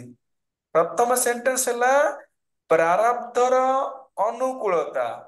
ଯଦି ଆମର ପ୍ରାରବ୍ଧରେ ଅଛି ମୁଁ ଗୋଟେ 10 ଲାଖ ଖଟ ଉପରେ ଶୋଇବି ତାହେଲେ ମତେ ମିଳିବ, ବିନା ପରିଶ୍ରମରେ ମିଳିବ, ତା ପାଇଁ ପରିଶ୍ରମ କରିବା ବୃଥା ଅଟେ। ଆସପାରେ ସମସ୍ତେ କ୍ଲିୟର ହେଲ? ଆଜ୍ଞା ପ୍ରଭୁ ଆଜ୍ଞା ସେକେଣ୍ଡ ବୁଝିଗଲା। ପଏଣ୍ଟ, ଯଦି ମୋର ପ୍ରାରବ୍ଧରେ ନାହିଁ ତା ପାଇଁ ପରିଶ୍ରମ କରିକି 10 ଲାଖ ବେଡ ପ୍ରାପ୍ତ ତ କରିପାରିବି ନାହିଁ, କିନ୍ତୁ ତା ପାଇଁ ଯୋଉ ଅକ୍ଳାନ୍ତ ପରିଶ୍ରମ କରିବି ସେ ପରିଶ୍ରମ ମଧ୍ୟ ବୃଥା ଅଟେ। କାରଣ ମୋ ପ୍ରାରବ୍ଧରେ ନାହିଁ, ମୁଁ 10 ଲାଖ ବେଡରେ ଶୋଇପାରିବି ନାହିଁ, ତାହେଲେ ପରିଶ୍ରମ ବୃଥା କି ନାହିଁ? ପ୍ରାରବ୍ଧର ଅନୁକୂଳତାରେ ପରିଶ୍ରମ ବୃଥା ଅଟେ, ପ୍ରାରବ୍ଧର ପ୍ରତିକୂଳତାରେ ମଧ୍ୟ ପରିଶ୍ରମ ବୃଥା ଅଟେ। ତାହେଲେ ଦେଖନ୍ତୁ ଦୁଇଟି ପରିସ୍ଥିତିରେ ଆମର ପରିଶ୍ରମ ହଉଛି ବୃଥା। ସେଥିପାଇଁ କୁହାଯାଉଛି କଣ, ଜଣେ ବୁଦ୍ଧିମାନ ବ୍ୟକ୍ତି ବା ଜଣେ ଭକ୍ତ ବା ଜଣେ ସନ୍ନ୍ୟାସ ଇଏ ବୃଥା ପରିଶ୍ରମ କରିବା ଉଚିତ ନୁହଁ। ଯଦି ଭୂମି ଅଛି ଆମେ ବୃଥା ପରିଶ୍ରମ କରିବା କଣ ଆବଶ୍ୟକ? ଯଦି ମୋ ପ୍ରାରବ୍ଧରେ ଅଛି ମୁଁ ଶୋଇବି, ପ୍ରାରବ୍ଧରେ ନାହିଁ ଶୋଇବିନି। ମୁଁ ଖଟ ପାଇଁ ଆସକ୍ତ ହେଇକି ଗୋଟେ ହୋଲ ଲାଇଫ ପରିଶ୍ରମ କରିବା କଣ ଆବଶ୍ୟକ ଅଛି? କିଛି ଆବଶ୍ୟକ ନାହିଁ। ବୁଝିହେଲା ଫାର୍ଷ୍ଟ ପଏଣ୍ଟ? ଆଉ ସେକେଣ୍ଡ ପଏଣ୍ଟକୁ ଯିବା। ଆର୍ ୟୁ ଅଲ୍ କ୍ଲିୟର? ଆଜ୍ଞା ପ୍ରଭୁ। ଫାର୍ଷ୍ଟ ପଏଣ୍ଟ ନା କାହାର ଡାଉଟ ଅଛି ଫାର୍ଷ୍ଟ ପଏଣ୍ଟ ଉପରେ? ୟେସ୍। ସେକେଣ୍ଡକୁ ଯିବା। ଯଦି ଶୋଷିତ ବାହୁ ଅର୍ଥାତ୍ ଯଦି ଆମର ବାହୁ ଅଛି, ସୁନ୍ଦର ବାହୁ ଅଛି, ତକିଆ ପାଇଁ ପରିଶ୍ରମ କରିବା କଣ ଆବଶ୍ୟକ ଅଛି? ମୁଁ ତକିଆ ହେଲେ ଶୋଇବି ନହେଲେ ଶୋଇବି ନାହିଁ। ତକିଆ ବିନା ମତେ ନିଦ ହବନି। ବା ମାର୍କେଟରେ ବୁଲି ବୁଲି 15ଟା ଦୋକାନ ତକିଆ ଖୋଜା ହବ। ତକିଆ ପାଇଁ 5 ଦିନ ମାର୍କେଟିଂ ଚାଲିବ, 5 ଦିନ। ଆଜି 1 ନମ୍ବର, କାଲି 4 ନମ୍ବର, କାଲି ମୁମ୍ବାଇ, ତାପର ବାଙ୍ଗାଲୋର, ତାପରେ ଚନ୍ଦ୍ରଶେଖରପୁର, ତାପର ଦିନ କଣ ଭୁବନେଶ୍ୱର, ଯେତେ ମାର୍କେଟ ତକିଆ ପାଇଁ ଆମେ ଖୋଜି ଖୋଜି ପଳାଉଛେ। ଆପଣ ଭାବନ୍ତୁ ସାଧାରଣ ତକିଆ ପାଇଁ ଆମେ କେତେ ଟାଇମ ୱେଷ୍ଟ କରୁନେ, ଆମେ କେତେ ପରିଶ୍ରମ କରୁନେ ସାଧାରଣ ତକିଆ ପାଇଁ। ଇଏ ବୁଦ୍ଧିମାନର କାମ? ନା, ଇଏ ବୁଦ୍ଧିମାନର କାମ ନୁହେଁ। ସେଥିପାଇଁ କହୁଛନ୍ତି ଯଦି ଆମର ହାତ ଅଛି ଆମେ ତ ହାତରେ ଦେଇ ଶୋଇପାରିବା। ଇଏ ତକିଆ ପାଇଁ ଅକାନ୍ତ ପରିଶ୍ରମ କରିବା, ମାର୍କେଟ ମାର୍କେଟ ବୁଲିବା, ଘଣ୍ଟେ ଘଣ୍ଟେ ସମୟ ଦବା, ଇଏ ତ ବୃଥା ଅଟେ। ଶ୍ରମ ହିଁ କେବଳମ୍, ପରିଶ୍ରମ ବୃଥା ଅଟେ। ସେକେଣ୍ଡ ପଏଣ୍ଟ ବୁଝିପାରିଲେ ନା ବୁଝିପାରିଲେନି?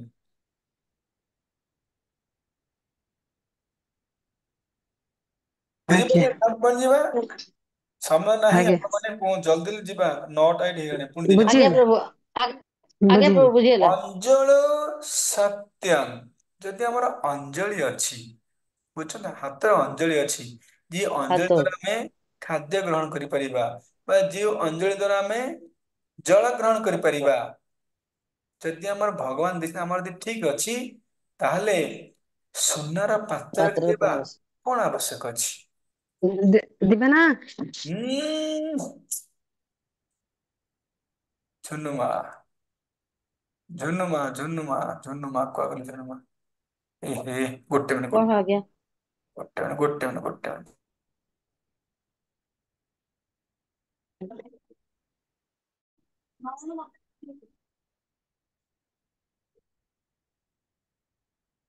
ଯଦି ଆମର ହାତର ଅଞ୍ଜଳି ଅଛି ତାହେଲେ ସୁନାର ପାତ୍ର, ରୂପାର ପାତ୍ର, ପିତ୍ତଳର ପାତ୍ର ଏ ଅକାନ୍ତ ପରିଶ୍ରମ କରିବା କିଛି ଆବଶ୍ୟକ ନାହିଁ।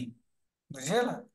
ଏବଂ 4 ପଏଣ୍ଟ କହୁଛି ଦିକ୍ ବଳ କାଉଦ, ଅର୍ଥାତ୍ ଯଦି ବୃକ୍ଷର ବକଳ ସଫିସିଏଣ୍ଟ ଅଛି ତାହେଲେ ଦୁକୁଲେଇ ଅର୍ଥାତ୍ ସୁନ୍ଦର ବସ୍ତ୍ର କଣ ଆବଶ୍ୟକ ଅଛି? ଅର୍ଥାତ୍ ଆମେ ଯୋଉ ବସ୍ତ୍ର ପିନ୍ଧୁଛେ ତା ଆମେ କେତେ ପରିଶ୍ରମ କରୁଛେ, କେତେ ମାର୍କେଟ ଯାଉନେ, କେତେ ଥର ଚଏସ୍ କରୁନେ, କେତେ ଏକ ମାର୍କେଟ କେତେ ମାର୍କେଟ ବୁଲି ବୁଲି ଆମେ ବସ୍ତ୍ର ଠିକ କରୁନେ, ୟା ପାଇଁ ଏତେ ପରିଶ୍ରମ କରିବା କଣ ଆବଶ୍ୟକ ଅଛି? ଅର୍ଥାତ୍ କିଛି ଆବଶ୍ୟକ ନାହିଁ। ସେଥିପାଇଁ ସୁଖଦେବ ଗୋସ୍ୱାମୀ କହୁଛନ୍ତି କଣ, ଆମେ ଏହିପରି ବଞ୍ଚିବା ଉଚିତ। ଜଣେ ଭକ୍ତ ଏହିପରି ଭଗବାନଙ୍କ ଉପରେ ନିର୍ଭର କରିକି ବଞ୍ଚିବା ଉଚିତ, ବା ଭଗବାନ ଯାହା ଆରେଞ୍ଜମେଣ୍ଟ କରିଛନ୍ତି ସେ ଆରେଞ୍ଜମେଣ୍ଟରେ ତାର ଜୀବନ ନିର୍ବାହ କରିବା ଉଚିତ। ଏଥିପ୍ରତି ଆସକ୍ତ ହେବା ଉଚିତ ନୁହଁ। ଏଠି ପ୍ରଭୁପାଦ କହୁଛନ୍ତି ସୁନ୍ଦର କଥା। ପ୍ରଭୁପାଦ ନା କିଏ କହୁଥିଲେ ମନେ ପଡୁନି। ଆଜିକାଲି ଆମେ ଘରେ ବେଡ୍ ପକେଇଛେ, ବେଡ୍ ର କଷ୍ଟ କେତେ? ଏ ଡାଇନିଂ ଟେବୁଲ ପକେଇଛେ ଖାଇବା ପାଇଁ, କେତେ ଟଙ୍କା? ପ୍ରମୋଦ ଆପଣଙ୍କ ଘରେ ଡାଇନିଂ ଟେବୁଲ କେତେ ଟଙ୍କା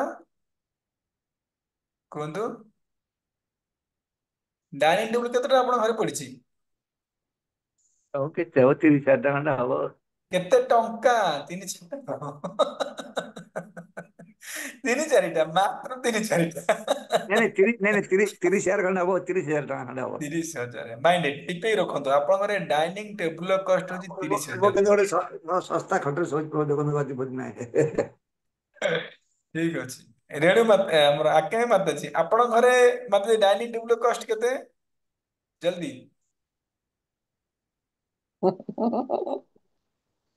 ଆଜ୍ଞା ମାତାଜୀ, ଡାଇନିଂ ଟେବୁଲ କଷ୍ଟ କେତେ? ଝୁନୁମା, କେତେ ଆପଣଙ୍କ ଘରେ ଡାଇନିଂ ଟେବୁଲ କଷ୍ଟ? ଆମର ସସ୍ତା 10,000। 10,000? ଆମର 10,000। ଆମେ ତିଆରି କରିଛୁ ଖଟ ଗଛରେ। ଠିକ ଅଛି, ଠିକ ଅଛି। ବନ୍ଦନା ମାତାଜୀ? ପ୍ରଭାତୀ ମାତାଜୀ କୁହନ୍ତୁ, ତାଙ୍କର ଡାଇନିଂ ଟେବୁଲ ବୋଧେ ଅଧିକ ଟଙ୍କା ହେଇଥିବ, କେତେ ଟଙ୍କା ଜଲ୍ଦି କୁହନ୍ତୁ? ନାହିଁ ରହୁଛି। ନାହିଁ? ଏମିତି କେମିତି ହବ ନାହିଁ? ନାଇଁ। ଓହୋ, ଠିକ ଅଛି। କହିବାର ଉଦ୍ଦେଶ୍ୟ ହଉଛି, ଦେଖନ୍ତୁ ଆମର ଡାଇନିଂ ଟେବୁଲ କଷ୍ଟ ହଉଛି 30,000, 40,000, 50,000, ହଁ କି ନାହିଁ? କିନ୍ତୁ ଡାଇନିଂ ଟେବୁଲର ଦାମ 50,000, କିନ୍ତୁ ଆମେ ଖାଉଛେ କୋଉଥିରେ? ଟଙ୍କିକିଆ ପେପର ପ୍ଲେଟରେ। ବୁଝିପାରିଲେ ତ? କିଏ କହୁଥିଲେ ମୋର ମନେ ପଡୁନି। ଆମର ଡାଇନିଂ ଟେବୁଲ ର କଷ୍ଟ 50,000, କିନ୍ତୁ ଆମର ବର୍ତ୍ତମାନର ଦାମ ହେଲା କାଗଜ ପ୍ଲେଟ। ଟଙ୍କିକିଆ କାଗଜ ପ୍ଲେଟ, ଇଏ ହଉଛି ଆମର ଜୀବନ। ବୁଝିଲେ ତ? ଠିକ ଅଛି, ଶ୍ଲୋକ ସବୁ ବୁଝିପାରିଲେ? ହରେ କୃଷ୍ଣ। ପଢନ୍ତୁ, ଭାବାର୍ଥ ପଢନ୍ତୁ। କିଏ ପଢିବେ? ଆଜ୍ଞା ମାତାଜୀ ପଢିବେ ଆପଣ? ନାଇଁ ଆମର ପଢ, ପ୍ରମୋଦରୁ ପଢ। ହରେ ସାର୍ କୃଷ୍ଣ 10 ପ୍ରଭୁ ଅଛି, ଦଣ୍ଡବତ ପ୍ରଣାମ। ଟାଇମ ହେଇଗଲାଣି, ପଢନ୍ତୁ। ଦେହ ରକ୍ଷା ନିମିତ୍ତ ଯାହା ଆବଶ୍ୟକ ତା ଅଯଥା ବୃଦ୍ଧି କରିବା ଉଚିତ ନୁହେଁ। Opening line, mike opening line, opening ଛକା, ପ୍ରଥମ ବଲ୍ ଛକା। ବୁଝିପାରିଲେ ତ? ଦେହ ରକ୍ଷା ନିମିତ୍ତ ଯାହା ଆବଶ୍ୟକ ତାହା ଅଯଥା ବୃଦ୍ଧି କରିବା ଉଚିତ ନୁହଁ। ଦେହ ରକ୍ଷା ପାଇଁ କଣ କଣ ଦରକାର? ଖାଦ୍ୟ, ବସ୍ତ୍ର, ବାସଗୃହ, ସିମ୍ପୁଲ। ଅଯଥା ବୃଦ୍ଧି, ବୁଝିଲେ ତ? ଦେହ ରକ୍ଷା ପାଇଁ ଖାଦ୍ୟ, ଡାଇନିଂ ଟେବୁଲରେ ଗୋଟେ 1,00,000 ଟଙ୍କା ଡାଇନିଂ ଟେବୁଲ ଖାଇବି, ଏ ଆବଶ୍ୟକ କିଛି ଆବଶ୍ୟକ ନାହିଁ। ତଳେ ବସିକି ଆମେ ସିମ୍ପୁଲ କଦଳୀ ପତ୍ରରେ ଖାଇପାରିବା। ସୁନାର ପାତ୍ରରେ ଖାଇବି, କିଛି ଆବଶ୍ୟକ ନାହିଁ। ତଳେ ଖଲି ପତ୍ରରେ ଖାଇପାରିବା। ହଁ କି ନାଇଁ? ଅଯଥା ବୃଦ୍ଧି କରିବା, ଶୋଇବା ପାଇଁ 5,00,000 ଟଙ୍କା ବେଡ୍, କିଛି ଆବଶ୍ୟକ ନାହିଁ। ତଳେ ଶୋଇପାରିବା। ଇଏ ଅଯଥା ବୃଦ୍ଧି କରିବା ଉଚିତ ନୁହଁ। ବୁଝିପାରିଲେ ତ? ଓପନିଂ ଲାଇନ କେମିତି ପ୍ରଭୁପାଦଙ୍କର, ସେକେଣ୍ଡ ଲାଇନ କଣ୍ଟିନ୍ୟୁ। ମାଇକ ସୁଖ ଅନ୍ୱେଷଣରେ ମାନବ ଶକ୍ତି ଅଯଥା ନଷ୍ଟ ହେଉଅଛି। ଯଦି ବ୍ୟକ୍ତି ଭୂମିରେ ଶୋଇପାରେ ତାହେଲେ ଭଲ ଖଟ ଓ କମଳ ଆଦି ପାଇଁ ପ୍ରଚେଷ୍ଟା କରିବାର କଣ ଆବଶ୍ୟକତା ହରେ ଅଛି? କୃଷ୍ଣ, ହରେ କୃଷ୍ଣ। ତା ମାନେ ଅର୍ଥ ନୁହଁ, ମୁଁ କହୁନି ଆଜି ଯାଇ ସବୁ ବେଡ ଫିଙ୍ଗିଦବ, ଗଦି ଫିଙ୍ଗିଦବ, ହେଲା କି? ପ୍ରଭୁ ତ କହିଛନ୍ତି, ପ୍ରଭୁପାଦ କହିଛନ୍ତି, ନା ଫିଙ୍ଗିଦବ, ନାଇଁ ନାଇଁ। କହିବାର ଉଦ୍ଦେଶ୍ୟ ହଉଛି, ୟା ପାଇଁ ଅଯଥା ପରିଶ୍ରମ, ୟା ପାଇଁ ଅକ୍ଳାନ୍ତ ପରିଶ୍ରମ କରିବା କିଛି ଆବଶ୍ୟକ ନାହିଁ। ଯଦି ମିଳିଯାଇଛି ଭଲ, ବୁଝିପାରୁଛନ୍ତି ତ? କିନ୍ତୁ ତା ପାଇଁ ଅକ୍ଳାନ୍ତ ପରିଶ୍ରମ କରିବା, ବ୍ୟର୍ଥ ପରିଶ୍ରମ କରିକି ନିଜ ଜୀବନକୁ ୱେଷ୍ଟ କରିବା, ଇଏ କୁହାଯାଉନି। ବୁଝିଲ ତ? ମାନେ ଆପଣ କାଲିଠୁ ପ୍ରଭୁ ତ କହୁଛନ୍ତି ବେଡ୍ ଛାଡିଦବୁ, ସେ ବେଡ୍ ଛାଡିବା କେମିତି କୁହାହଉନି। କହିବା ୟା ପାଇଁ ପ୍ରୟାସ, ଅକ୍ଳାନ୍ତ ପରିଶ୍ରମ କରିବା କିଛି ଆବଶ୍ୟକ ନାହିଁ। ଯଦି ପ୍ରାରବ୍ଧରେ ଅଛି ମିଳିବ, ନଥିଲେ ବାସ୍ ତଳେ ଶୋଇପଡିବା। କଣ୍ଟିନ୍ୟୁ। ଯଦି କୌଣସି ବ୍ୟକ୍ତି ତାର କୋମଳ ବାହୁକୁ ତକିଆ ରୂପେ ବ୍ୟବହାର କରିପାରେ ତାହେଲେ ତକିଆ ଖୋଜିବାର ଆବଶ୍ୟକତା କଣ? 1 ନମ୍ବର ମାର୍କେଟ କାହିଁ ଯିବା? 4 ନମ୍ବର ମାର୍କେଟ କାହିଁ ଯିବା? ହାତ ଏତେ ଶୋଇ ପଡିଆ। କହିବା ଉଦ୍ଦେଶ୍ୟ ହଉଛି ଯଦି ତକିଆ ଅଛି ଭଲ, ଆଉ ତକିଆ ପାଇଁ 1 number market, 4 number market, Chandrashekhar market ଯାଇକି ମାର୍କେଟିଂ କରି ତା ପାଇଁ ଅଯଥା ପରିଶ୍ରମ କରିବା ଇଏ ଆବଶ୍ୟକ ନୁହଁ, କିଛି ଆବଶ୍ୟକ ନାହିଁ। ଯଦି ହାତ ଅଛି ହାତ ଦେଇକି ଶୋଇପଡିବେ। ଦେଖନ୍ତୁ ଗୁରୁ ମହାରାଜ ବୃନ୍ଦାବନରେ କେମିତି ଶୋଇଥିଲେ, ଫଟୋ ମୁଁ ଟିକେ ସେୟାର କରିଥାନ୍ତି। ପୁରା ହାତ ଦେଇକି ଏମିତି ହାତ ଦେଇକି ଅଣ୍ଟାରେ ଶୋଇଛନ୍ତି ଏଇଠି, ବୁଝିପାରୁଛନ୍ତି ତ? ଯଦି କୋମଳ ହାତ ଅଛି ତକିଆ କଣ ଆବଶ୍ୟକ ଅଛି? କଣ୍ଟିନ୍ୟୁ। ଆମେମାନେ ଯଦି ପଶୁମାନଙ୍କର ଜୀବନକୁ ପର୍ଯ୍ୟାଲୋକ କରିବା ତେବେ ଦେଖିବା ସେମାନେ ବଡ଼ ଘର, ଖଟ, ପଲଙ୍କ ଆଦି ଆସବାବପତ୍ର ଏବଂ ଅନ୍ୟ ଘରକରଣା ଜିନିଷ ତିଆରି କରିବା ପାଇଁ ବୁଦ୍ଧି ଖଟାନ୍ତି ନାହିଁ। ପଢ। ଅନ୍ୟ କଥାରେ ସେମାନଙ୍କ ପର୍ଯ୍ୟାପ୍ତ ବୁଦ୍ଧି ନାହିଁ ଏସବୁ ତିଆରି କରିବା ପାଇଁ। ତା ସତ୍ତ୍ୱେ ସେମାନେ ଖୋଲା ଭୂଇଁରେ ଶୋଇ ଖୁବ୍ ସୁସ୍ଥ ଜୀବନ ବିତାନ୍ତି। କୋଉମାନେ? ପଶୁମାନେ। ପଶୁମାନେ, ଆଜ୍ଞା। ସେମାନେ ମଧ୍ୟ ଖୋଲା ଭୂଇଁରେ ଶୋଇକି ଖୁବ ସୁସ୍ଥ। କିଛି ରୋଗ ହଉଛି?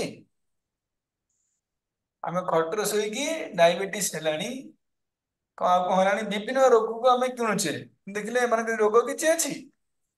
କିଛି ରୋଗ ନାହିଁ, ସୁସ୍ଥ ଜୀବନ ଯାପନ କରୁଛନ୍ତି ପଶୁମାନେ। କଣ୍ଟିନ୍ୟୁ। କିପରି ଖାଦ୍ୟ ପାକ କରିବାକୁ ହେବ ବା ଖାଦ୍ୟ ପ୍ରସ୍ତୁତ କରିବାକୁ ହେବ ସେମାନେ ଜାଣନ୍ତି ନାହିଁ। ତା ସତ୍ତ୍ୱେ ସେମାନେ ମାନବଙ୍କ ଅପେକ୍ଷା ଅଧିକ ସୁସ୍ଥ ଜୀବନ ଯାପନ କରନ୍ତି। ଏହାର ଅର୍ଥ ନୁହେଁ ମାନବ ସଭ୍ୟତା ପଶୁ ଜୀବନ ଧାରା ଆଡକୁ ଫେରିଯିବ କିମ୍ବା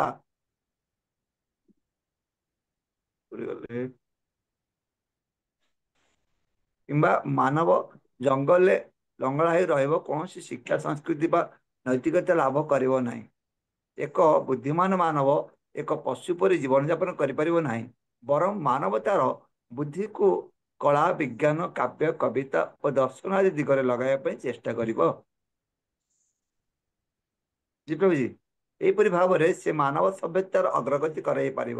କିନ୍ତୁ ଏଠାରେ ଶ୍ରୀ ସୁଖଦେବ ଗୋସ୍ୱାମୀ ଯାହା କହୁଛନ୍ତି ତାର ତାତ୍ପର୍ଯ୍ୟ ହେଉଛି ପଶୁ ଶକ୍ତି ଠାରୁ ବହୁ ଗୁଣରେ ଉନ୍ନତ ମାନବ ଶକ୍ତି ଆତ୍ମାନୁଭୂତି ଲାଭ ଦିଗରେ ବିନିଯୁକ୍ତ ହେବା ଉଚିତ।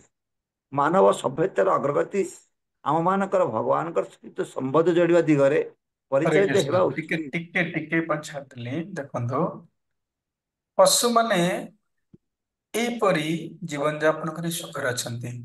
ପ୍ରଭୁପାଦ କହୁଛନ୍ତି ଆମେ ମନୁଷ୍ୟ, ଆମେ ସେମିତି ଜୀବନ ଯାପନ କରିପାରିବା ନାହିଁ, କିନ୍ତୁ ଏଥିପ୍ରତି ଅଯଥା ପରିଶ୍ରମ, ଅଧିକ ଟେନସନ, ଅକ୍ଳାନ୍ତ ପରିଶ୍ରମ କରିବା କିଛି ଆବଶ୍ୟକ ନୁହେଁ। କାରଣ ମନୁଷ୍ୟ ତାର ଜୀବନରେ କଣ କରିବା ଦରକାର ନା, ହଁ, ବିଜ୍ଞାନ, କାବ୍ୟ, କବିତା, ଦର୍ଶନ ଆଦି ଲଗେଇକି ସଭ୍ୟତାର ଅଗ୍ରଗତି କରିବା ଉଚିତ। ଏ ସଭ୍ୟତାର ଅଗ୍ରଗତି ବା ତାର ମନୁଷ୍ୟ ଜୀବନ ସଫଳ କରିବାର ଅଗ୍ରଗତିର ସମୟକୁ ବ୍ୟବହାର କରିବା ଉଚିତ। ଏ ପ୍ରଭୁପାଦଙ୍କର ଅର୍ଥ। କଣ୍ଟିନ୍ୟୁ।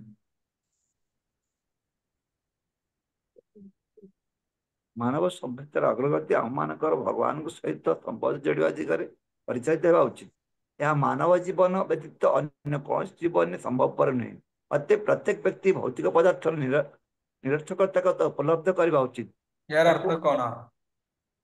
ପ୍ରତ୍ୟେକ ବ୍ୟକ୍ତି ଭୌତିକ ପଦାର୍ଥର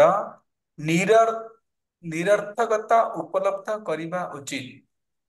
ଭୌତିକ ପଦାର୍ଥର ନିରର୍ଥକତା ଉପଲବ୍ଧି କରିବା ଉଚିତ। ଏହାର ଅର୍ଥ କଣ? ସେଣ୍ଟେନ୍ସ ଟା କମ୍ପ୍ଲିଟ କରିଦଉଛି ନା ନାଇଁ? ତାକୁ ଏପରି ବୋଧ ହବା ଉଚିତ ଯେ ଯେପରି ଏହା ଏକ ଛାୟା ଚିତ୍ର ଅଟେ। ଏଟା କିଏ କହିପାରିବେ? ଏ ଅର୍ଥ କଣ?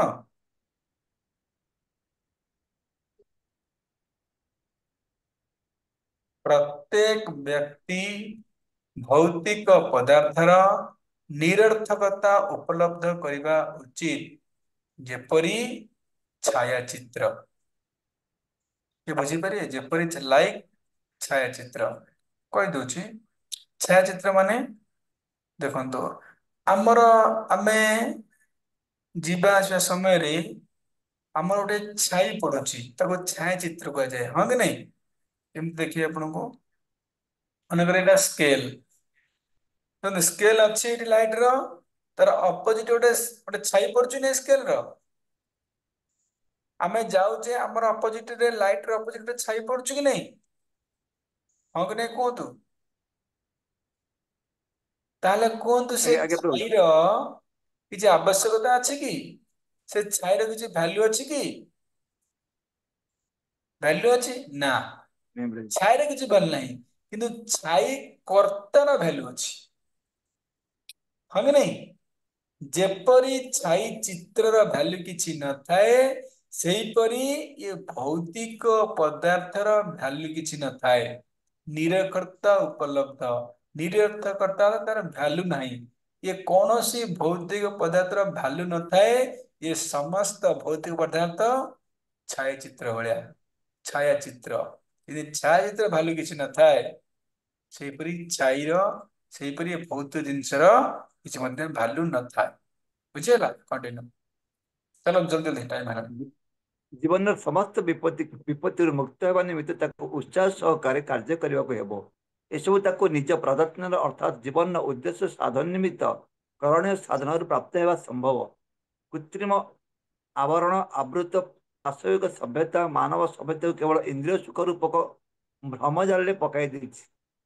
ଆଧୁନିକ ସଭ୍ୟତା ମାନବ ସମାଜକୁ ମାୟାର କ୍ରୂର ଯନ୍ତ୍ରରେ ପକାଇ ଦେଇଛି। ତେଣୁ ଏହାକୁ ସଭ୍ୟତା ନାମରେ ନାମିତ କରିବା ହିଁ ବଡ଼ କ୍ଲେଶକର ବେପାର, ଅର୍ଥାତ୍ ଏହାକୁ ସଭ୍ୟତା ବୋଲି କୁହାଯାଇ ନପାରେ। ଏ ପ୍ରକାର ମିଥ୍ୟା କର୍ମର ଅନୁସରଣ ଯେଉଁମାନେ କରନ୍ତି, ସେ ମାନବ ଗଣ ମାୟା କବଳିତ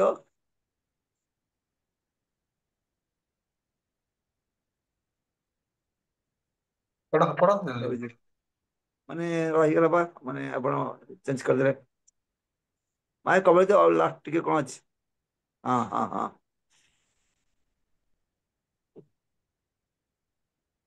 ପ୍ରାଚୀନ କାଳର ପ୍ରାଚୀନ କାଳରୁ ସାଧୁସନ୍ଥ ଗଣ ଅତି ଆରାମଦାୟକ ଧର୍ମ୍ୟ କୋଠାଘର ଏବଂ ତଥାକଥିତ ଆରାମଦାୟକ ଖଟ ପଲଙ୍କ ବା ଆଧୁନିକ ସୁଖ ସୁବିଧା ପ୍ରଦାନ କରୁଥିବା ଉପକରଣ ଆବଶ୍ୟକ କରୁନଥିଲେ। ଆବଶ୍ୟକ କରୁନଥିଲେ। ସେମାନେ ଅତି ଶସ୍ତା କୁଟୀରରେ କିମ୍ବା ଗିରି ଗୁମ୍ଫା ବା ବୃକ୍ଷ ତଳେ ବାସ କରୁଥିଲେ। ଭୂଇଁ ଉପରେ ବାସ କରୁଥିଲେ, ଭୂଇଁ ଉପରେ ବସୁଥିଲେ। ତଥାପି ସେମାନେ ଜୀବନ ପରିପୂର୍ଣ୍ଣତା ନିମିତ୍ତ, ଜୀବନ ଶାନ୍ତି ଓ ଆନନ୍ଦ ପ୍ରାପ୍ତି ନିମିତ୍ତ ଅତି ଉଚ୍ଚ କୋଟିର ଜ୍ଞାନ ଭଣ୍ଡାର ଖୋଲି ଦେଇ ଯାଇଛନ୍ତି।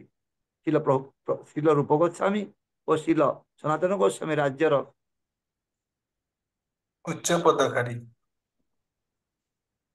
ଉଚ୍ଚ ପଦ ଅଧିକାରୀ ରାଜ୍ୟର ମଧ୍ୟ ଉଚ୍ଚ ଥିଲେ। ପଦାଧିକାରୀ ମନ୍ତ୍ରୀ ଥିଲେ, କିନ୍ତୁ ସେମାନେ ସମସ୍ତ ଭୌତିକ ପଦାଧିକାରୀ ତ୍ୟାଗ କରି ଦିବ୍ୟ ଜ୍ଞାନ ଅନୁଶୀଳନ କଲେ ଏବଂ ଭକ୍ତି ଗ୍ରନ୍ଥ ରଚନା କରି ମାନବ ସମାଜକୁ ଦାନ କରି ଦେଇ ଯାଇଛନ୍ତି। ସେମାନେ ଗୋଟିଏ ବୃକ୍ଷ ତଳେ ଗୋଟିଏ ରାତ୍ରି କଟାଉଥିଲେ। ସେମାନେ ବୁଝିପାରୁଛନ୍ତି ତ? ଗୋଟିଏ ବୁଝିପାରୁଛନ୍ତି ତ? ଏ ବୁଝିବା ପାଇଁ ବହୁତ ଜିନିଷ ଅଛି, କିନ୍ତୁ ସମୟ ମୋ ପାଖେ ନାହିଁ। ପ୍ରଭୁଜୀ ପଢିଦେବେ, ହଁ ସୁନ୍ଦର କଥା। ରୂପ ହଁ ଗୋସ୍ୱାମୀ, ସନାତନ ଗୋସ୍ୱାମୀ କିପରି ବୃକ୍ଷ ମୂଳରେ ଜୀବନ ଯାପନ କରୁଥିଲେ, ଭୂମି ଉପରେ ଶୟନ କରୁଥିଲେ। ଯଦିଓ ସେମାନେ ମିନିଷ୍ଟର ଥିଲେ, ରାଜ୍ୟର ମିନିଷ୍ଟର। ହଁ ଗୋଟେ ରାଜ୍ୟର ମିନିଷ୍ଟର ଭୂମି ଉପରେ ଶୋଇବା, ବୃକ୍ଷ ମୂଳରେ ବସିବା, ବା ଗୋଟେ ବୃକ୍ଷ ମୂଳ ନୁହଁ, ଆଜି ଗୋଟେ ବୃକ୍ଷ ମୂଳରେ ନେକ୍ସଟ ଡେ ଆଉ ଗୋଟେ ବୃକ୍ଷ ମୂଳରେ, ଏଇଭଳି ଜୀବନ ଯାପନ କରିକି କଣ ମାନବ ସମାଜକୁ ମୂଲ୍ୟବାନ ଜିନିଷ ପ୍ରଦାନ କରିଛନ୍ତି। ଭକ୍ତି ରସାମତ୍ର ସିନ୍ଧୁ ଆଉ କଣ ଦେଇଛନ୍ତି? ବିଭିନ୍ନ ବା ସୁନ୍ଦର ସୁନ୍ଦର ଗ୍ରନ୍ଥ ଆମକୁ ପ୍ରଦାନ କରିଛନ୍ତି। ତେଣୁ କହିବାର ଉଦ୍ଦେଶ୍ୟ ହଉଛି, ସେମାନେ ଦେଖନ୍ତୁ କିପରି ଜୀବନ ଯାପନ କରିକି ମାନେ ମାନବ ସଭ୍ୟତାକୁ ଅଗ୍ରଗତି କରି ଦେଇଛନ୍ତି। କିନ୍ତୁ ଆଧୁନିକ ସମାଜ ଖାଲି ଆହାର ନିଦ୍ରା ଭୟ ମୈଥୁନ ମାତିକି ଅଛି। ଖାଲି କେମିତି ଆହାରରେ ସମୟ ବିତେଇବା, ଇଏ ବୃଦ୍ଧା ପରିଶ୍ରମ ଅଟେ, ବୃଦ୍ଧା ପରିଶ୍ରମ ଅଟେ। ଏଇଟା ପ୍ରଭୁପାଦ କମ୍ପେୟାର କରୁଛନ୍ତି। ନା କଣ୍ଟିନ୍ୟୁ। ସେମାନେ ଗୋଟିଏ ବୃକ୍ଷ ତଳେ ଗୋଟିଏ ରାତ୍ରି କଟାଉଥିଲେ। ସେମାନେ ଗୋଟିଏ ବୃକ୍ଷ ତଳେ ଲଗାତାର 2 ରାତ୍ରି କଟାଉ ନଥିଲେ। ଏପରି ସ୍ଥଳେ ଅତି ସୁନ୍ଦର ଆରାମଦାୟୀ ଖଟ ପଲଙ୍କ ଆଧୁନିକ ସୁଖ ସୁବିଧା ପ୍ରଦାନକାରୀ ଆଶା ପତ୍ର ସଜା ହୋଇଥିବା କୋଠରୀ କଥା ବା କଣ କହିବା। ଏସବୁ ସତ୍ତ୍ୱେ ସେମାନେ ଆତ୍ମାନୁଭୂତି ଲାଭ କରିବା ନିମିତ୍ତ ଆମମାନଙ୍କ ପାଇଁ ଅତି ମହତ୍ୱପୂର୍ଣ୍ଣ ଦିବ୍ୟ ସାହିତ୍ୟ ବା ଭକ୍ତି ଗ୍ରନ୍ଥ ପ୍ରଣୟନ କରିବା ପାଇଁ ସମର୍ଥ ହୋଇଥିଲେ। ଜୀବନର ତଥାଗତ ସୁଖ ସୁବିଧା ଓ ଆରାମଦାୟକ ସାମଗ୍ରୀ ବିକଶିତ ସଭ୍ୟତା ନିମିତ୍ତ କଦାପି ସହାୟକ ନୁହେଁ। ବରଂ ସେଗୁଡ଼ିକ ଜୀବନର ପାରମାର୍ଥିକ ଉନ୍ନତି ଦିଗରେ ପ୍ରତିବନ୍ଧକ ହିଁ ଅଟନ୍ତି। सनातन धर्म प्रक्रिया रे सामाजिक जीवन चारि वर्ण विभाग और आश्रम विभाग रे उत्तरोत्तर विकसित जीवन निमित्त पर्याप्त सुविधा अच्छी एवं से सब ए दिगरे पर्याप्त मार्गदर्शन प्रदान करुछन्ति जो माने गंभीरता सहकारे ए मार्ग अनुसरण करुछन्ति बा करबा को इच्छा करन्ति सेमानक निमित्त ए निर्देश दिया जायछि जे जीवन में परम लक्ष्य साधन निमित्त चेष्टापूर्वक संन्यास अवलंबन करने उचित यदि कौन व्यक्ति प्रथमे ए गरिमामय स्थिति लाभ करने संन्यास अवलंबन करने निमित्त असमर्थ हुए तथापि आशा पोषण करने उचित और प्रचेषा करने उचित एठार शिल सुखदेव गोस्वामी जो निर्देश देते पालन करने उचित ताहले व्यक्ति निश्चिंत जीवन में अविस्मृत सफलता हासिल कर श्री सुखदेव गोस्वामी निर्देश जीवन में सफलता हासिल निमित्त सहायक हेब। हरे कृष्ण क्षमा करंतु बुझाई मोर आदौ समय ना मो पाखे तेणु समय बहुत अभाव तेणु आपण मैंने ये जो भावार्थ 2.2 एटा केते गला हमर 4 भावार्थ पढ़देबे यदि कहार किसी प्रश्न थे आपण मैंने पचारि परिबे कि व्हाट्सएप करि परिबे किंतु कहबार उद्देश्य होची एई भली आमे जीवन यापन करबा उचित बा आमे काहे की परिश्रम करूचे जाना दरकार परिश्रम वृद्धा हवा उचित नुह आमे काहे बंचा ये सब जाना दरकार ये सब ये श्लोक आम शिखिले काली पुणी आम शिखा गोटे सन्यास किपरि बंचा उचित सन्यास सन्यास किपरि जीवन धारण करिया काली टपिक सुंदर टपिक सन्यास माने से जीवन यापन करिया उचित आज से कौन शिखिले काली प्रश्न अच्छी आग प्रश्न आज क्लास रे प्रश्न अच्छी कि हाँ प्रमोद हरे प्रभु कृष्ण प्रभु।